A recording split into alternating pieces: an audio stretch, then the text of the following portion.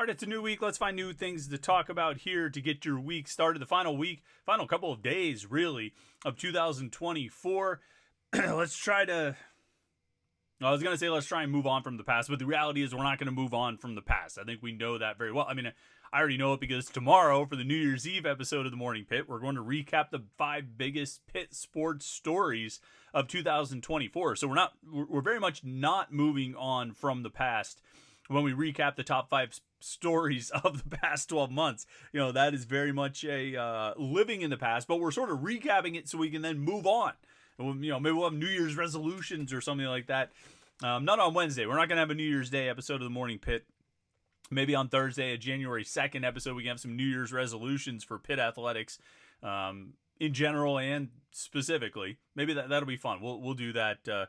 A little bit of a topic-y, gimmicky thing on Thursday for our Morning Pitt there. We won't have an episode or a new Morning Pitt on Wednesday for New Year's Day. We're going to take that one off just like we took off Christmas Day this past Wednesday. We won't have a live show Wednesday night, of course, because it's New Year's Day. I'm not going to make Jim do it. I'm not going to do it. You guys don't want to do it. Just like we didn't do it on Christmas Day, we won't do it on New Year's Day, but we'll be back in our regular swing of things starting next week. We got Morning Pitt episodes this week, though. We got our 2024 recap tomorrow. Today, we got thoughts on a variety of topics. Wrapping up some things from the weekend. Moving on. Putting the game above sports ball in the past, not thinking about Pitt's loss to Toledo anymore, not going to talk about Pitt's loss to Toledo anymore. Because let's be honest, what else is there to say? Well, we talked about it on the Friday edition of the Morning Pitt. We talked about it on the post-game show after the game on Thursday. The 4th down call still stinks. There's no justification for it. Julian Duggar still should have probably started that game. But he was a major revelation and had a breakout game nonetheless. The defense ultimately gave up 2 offensive touchdowns in regulation, but still needed to make 1 or 2 key stops in regulation or in overtime. But ultimately, the 4th down play stunk. The 4th down decision stunk. Okay? Kicking a field goal in that spot, still a terrible call. And it ends up being, a big reason that they lost. And it's always, with any game, there are always a lot of reasons why you lose. It's never just one thing. But there's usually a biggest thing, or at least a very big thing. And that 4th down decision to kick a field goal very much counts as a very big thing. And I keep meaning to go back and watch the video to see exactly how this looked. But the whole thing with not shaking Jason Candle's hand after the game is a bad look for Panther-Lair. It's a bad look. And I don't know if he was trying to, that game was chippy all game long. There was a lot of talk back and forth. There were some dirty shots, some cheap shots. Maybe he was trying to make sure his players got out of there, got back to the locker room without any further incident. Maybe. But shaking hands is a tradition as old as football. That's just what you do. This is the head coach who rather famously was particularly demonstrative after the 2020 game at Georgia Tech when Jeff Collins more or less blew him off, but still shook his hand, but very abruptly and took off. And Panther-Lair was very demonstrative about it. To then not seek out and shake Jason Candle's hand after that game, it's unnecessary. There's no reason to do that. None that I can think of. But like I said, we're putting that game in the past. It's done. It's over with. What's done is done. What wasn't done will never be done. They're not going to get a chance to go for it from the 1 again. That's over. You'd like to think if they find themselves in a similar situation in the second overtime, they're the second team to go in the second overtime and the other team kicks a field goal, so you have an opportunity to win with a touchdown from the 1 as opposed to going for 2-point conversions. You'd like to think that Pitt will make a different decision. That Panther-Lair will make a different decision. Instead of holding up 3 fingers, he'll hold up 7 or 6, as it were. Because that's what you should do. But like I said, let's put it behind us. Okay? I'm sure when we talk about the end of year recap tomorrow, the 5 biggest stories of 2024, I'm sure that'll come up once or twice. But for today, let's move on, so to speak, and recap some of the other things that came out over the weekend. A few more guys announcing that they'll be staying at Pitt for the 2025 season. Some guys, or at least one, as of this recording, announcing that they will not be back with Pitt for the 2025 season. Let's get into some of the developments over the weekend, some of the announcements that came out over the weekend, right here on the Monday edition of the Morning Pitt, youtube.com/Panther-Lair.com.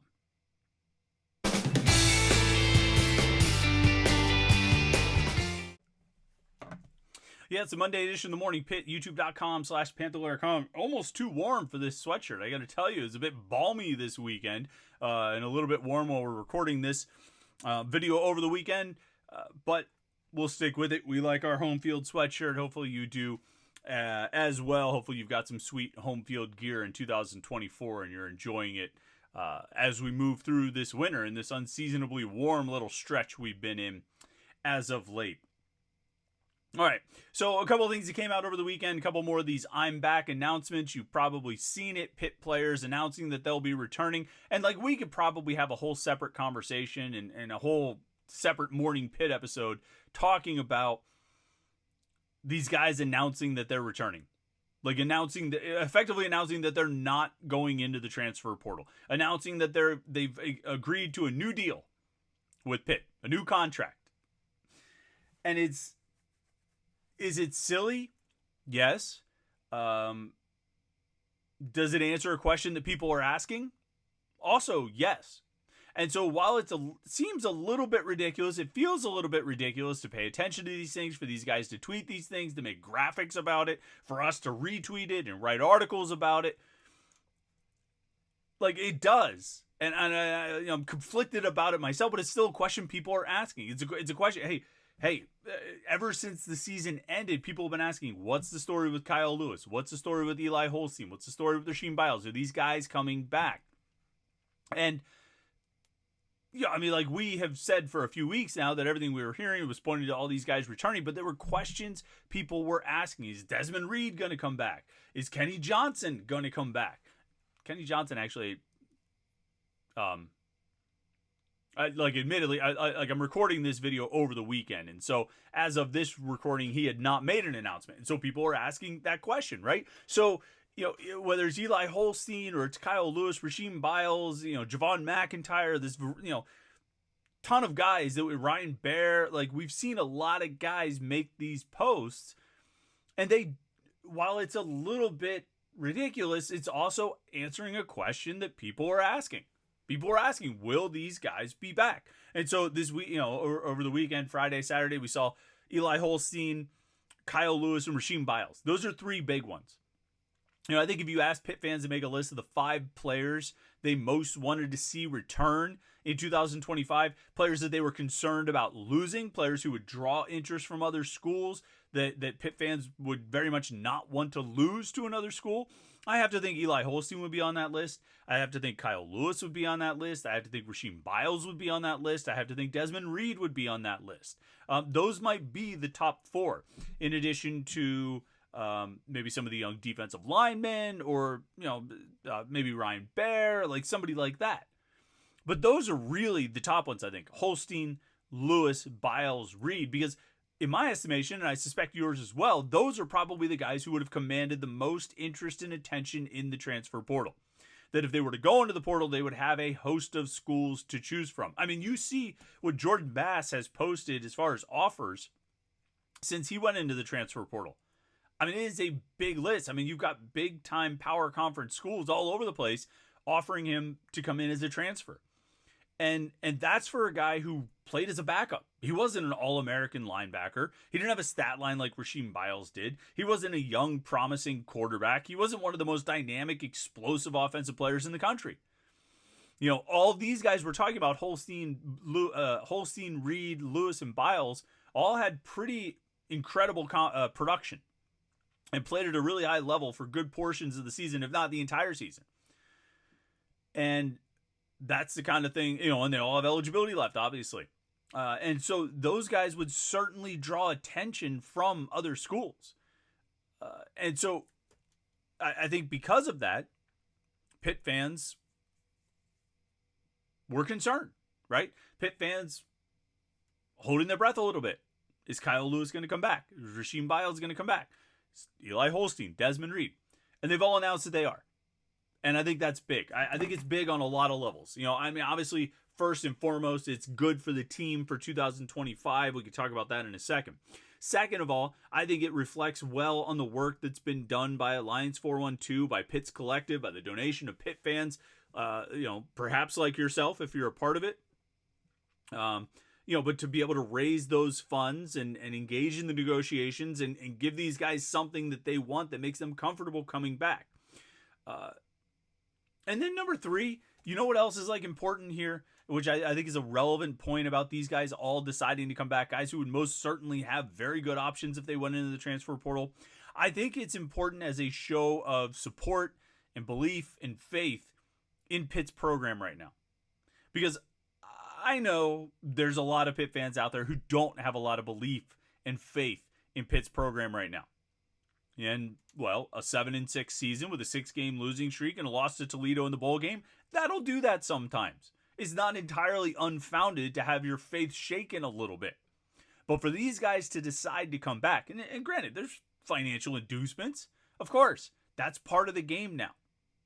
But it's not as much. I don't think any one of these guys we're talking about, Holstein, Reed, Lewis, or Biles, got as much at Pitt as they could have gotten at other schools. They could have gotten more if they had gone into the portal. I would almost guarantee it. And so these guys all took less to stay at Pitt. I don't think you take less to stay on the sinking ship, right? Which I think is probably a metaphor that Pitt fans are fond of using. I think in the imagination of a lot of Pitt fans, a season like Pitt had with the way it ended over the final 5 games of the regular season plus the bowl game, that kind of season could send the players scrambling. And actually, after there was a portal announcement, a Pitt player who went into the transfer portal, I think on Friday, and I got a message from a friend said, well, here comes the post-bowl mass exodus, and maybe that'll still come. I mean, I think the portal window, you get like 5 days after, the bowl game, I think. Maybe that mass exodus will come, but I don't necessarily think the players and the people in the program view the current state of things the way that a lot of Pitt fans view the current state of things. And so I don't know if that means anything to you. I don't know if you take anything from that. I don't know if you look at it and say, all right, if those guys believe, maybe I can believe for one more year. I mean, maybe you do, maybe you don't. I think if you've probably already made up your mind on what you think. But I do think it's interesting that these guys whose, not just their college careers, but to some extent their professional careers are going to be impacted considerably by what happens in the next year. They've decided to spend it at Pitt. So they have some amount of faith that there's something good that can happen here. I think that's important. I think that's relevant. And worth considering and thinking about a little bit. One guy who decided he doesn't want to be a part of it is Sincere Edwards, former 4-star defensive lineman, true freshman defensive end at Pitt. This past season went into the transfer portal, I think like the day after the bowl game he announced it. That one hurts. That one is stings probably as much as anybody they've lost outside of maybe Jordan Bass.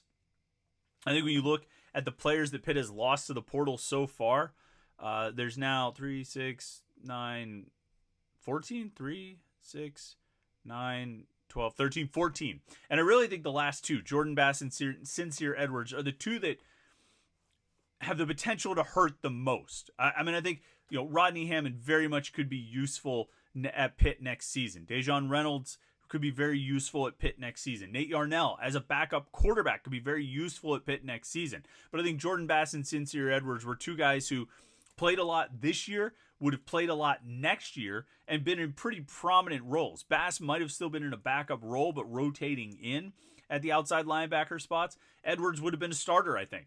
I think Sincere Edwards would have been a starting defensive end next season for Pitt. And played a lot, which he played a lot this year. He was the number 3 defensive end this year, behind Nate Matlack and Jimmy Scott. Matlack's out of eligibility, and I think Edwards would have stepped into that role, and I think he's going to be really good. I think he showed flashes this season of how good he could be, but he's decided to go elsewhere, and it stings for a few reasons. One, there's a little bit of the Dayon Hayes element here, where Edwards was more or less committed to re-upping with Pitt for another year. And then after the bowl game, I mean, maybe the decision was made before that, but he decided, going to move on. Going to take my talents elsewhere, despite having already committed to being at Pitt for another year. There's something to be said, best way to say this. This doesn't apply to everybody, because a lot of guys go into the transfer portal because they just want a better opportunity. Like a lot of guys go into the transfer portal because they say, you know what, I'm going to be a backup. I'm not going to get the playing time I want to get. I'm not going to get the snaps, the opportunity that I want. And so I'm going to go into the portal and try and find those opportunities elsewhere. But then there are guys who are in prominent roles and would continue to be in prominent roles, but go into the transfer portal looking for, not necessarily a better opportunity, because the opportunity's there here, right? The opportunity is there for them at Pitt, but they go in looking for a bigger bag. And I'm not going to sit here and say that I know Jordan Bass's intentions or Sincere Edwards' intentions. Just like last year, I didn't want to say that I didn't want to say definitively that I know Deion Hayes' intentions or Solomon DeShield's intentions. But I think for a number of these guys where their role was more or less defined and virtually guaranteed to them, to go into the transfer portal sort of speaks to wanting something else. If it's not more playing time, if it's not a better fit, if it's not a better opportunity, what is it? It's not being closer to home. Deion Hayes went to Colorado. Solomon DeShields went to Texas A&M, right? So what is it? That kind of only leaves one motivation, which just so happens to be the biggest motivation in the world, right? So I think with a lot of guys like that who go into the portal under those circumstances, a lot of times you can probably look back at their high school recruitment and see signs of maybe this was just sort of always how they were approaching the game. Like Sincere Edwards was a battle for Pitt to hold on to until the end of the recruiting process. Jordan Bass was a battle for Pitt to hold on to until the end of the recruiting process. They had to fight to keep Bass in that class. They had to fight to keep Edwards in that class. And those weren't the only guys that they had to fight to keep in those classes. Bass in 23, Edwards in 24. They had to work to hold on to other guys who got better deals as high school recruits because other schools were recruiting them. But I think if you go through that in the recruiting process, if that's part of your experience in recruiting this player, you probably should expect that once they get on the field and they have success and they're with you for a year, they're probably going to do it again. And it shouldn't come as a surprise when they do. And I think that's why there's probably a couple other guys on the roster we're just sort of keeping an eye on because, well, this happened when they were recruits. Why wouldn't it happen again? Why wouldn't it happen when they're playing in college? And I think it's probably the kind of thing that you almost would be able to predict to some extent. And again, it's not everybody, but I think you can almost predict it to some extent. Anyway, Sincere Edwards, it's a blow for him to leave. Pitt's returning like Jimmy Scott, Chief Borders. Maybe Nate Temple gets like a 7th year or however many this would be for him. And then like Maverick Grazio, who blocked that punt against West Virginia, so that's something. But not a lot else. Freshmen, guys who came in as freshmen this year. There's not a lot there. This is why there's such a need for pass rushers. This is why there's such a desire for the Pitt staff to find defensive ends in the transfer portal. They've just been unsuccessful in doing so. But that's where Edwards, like I say, probably hurts the most. Out of anyone they've lost to the transfer portal, Sincere Edwards probably hurts the most. And it's a blow for Pitt in 2025. But they'll have to find a way to replace him and hope you don't lose. I don't think they'll lose anybody else from the defensive ends. There's not a lot in terms of proving commodities there. They need to add. Offensive line has been the top priority in the transfer portal thus far, as it should be, but a pass rusher is absolutely essential as well. Pitt went through, I said we weren't going to live in the past, but they got 1 sack on Toledo. 1. That team dropped back to pass a lot. They were a pass-heavy team, and Pitt got 1 sack, and it was in like the second overtime, or maybe the third overtime, first or second overtime. They get 1 sack. Need a better pass rush. Or else the whole thing doesn't work. All right, that about wraps it up. Our Monday thoughts on developments from the weekend. Tomorrow we'll have our big recap of 2024 to send you into New Year's Eve and the new year of 2025. And then after that, we'll be back on Thursday for our first Morning Pit of 2025. I can't believe it. 2024 went fast. But at the same time, January of 2024 seems like a long, long time ago. Doesn't it? It's weird how that works out. It goes fast and slow all at the same time. All right. Thanks so much for tuning in today. Don't forget to like this video and subscribe to youtube.com/Panther-Lair.com. Never miss any of our Pitt video content. And then all the Pitt coverage you can handle at Panther-Lair.com, Pittsburgh.rivals.com. Like this video and subscribe. And we will catch up with you tomorrow for the New Year's Eve edition, the 2024 recap of the Morning Pit. youtube.com/Panther-Lair.com.